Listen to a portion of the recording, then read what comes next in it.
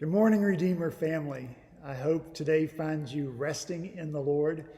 I want to begin this morning just by saying thank you to all of you. Last week I asked that lots of grace be given, and I have really felt that grace, your grace, this week. We have various opinions on what we should be doing right now, whether we should be open as a church, worshiping together in this building, or whether we should be closed. And no matter what your opinion is on that issue, you have been gracious. And so I thank you for that. And I thank you because I know it could be other than that. I have a friend who is a pastor in another state. I talked to him after a session meeting on Thursday night.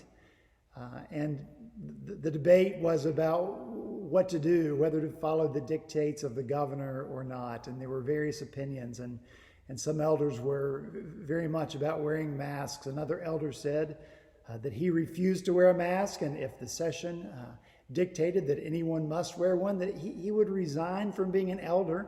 That session couldn't even craft a motion that could receive a second to be discussed. And the only reason I tell you that story is so that you'll know I thank you so much for being so gracious.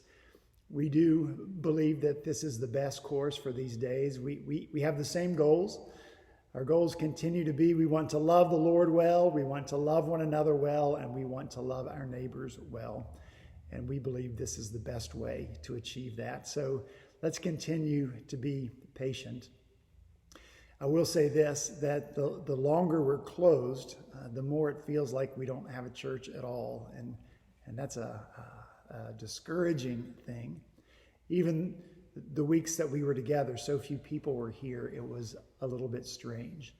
So there's really something we can do about that, and that is we can get back on that encouragement channel on Slack. There are almost 140 of you who are signed up for that, and so it would bless all of us if you would take just a few minutes after you worship, maybe just a few seconds. If something was meaningful for you, you can comment on that. If you don't want to do that, you can just say, I or we worshiped with Redeemer this morning. And that would be such an encouragement to all of us. So please take the time to do that. But right now, let's get about worshiping the Lord, because I know that will accomplish all of our goals. Through our worship, we demonstrate our love for the Lord. Through our worship, we demonstrate our love for one another as we unite our hearts around a common God and a common worship. And we love our neighbors well as a result of worship, because worship transforms us. We're always different people, more Christ-like people when we've spent time in the presence of the Lord. And that is a huge benefit for our neighbors as we reflect that in our lives. So I'm going to ask you now to take that worship guide that you have. Open it if you haven't already, and you'll find our call to worship printed there.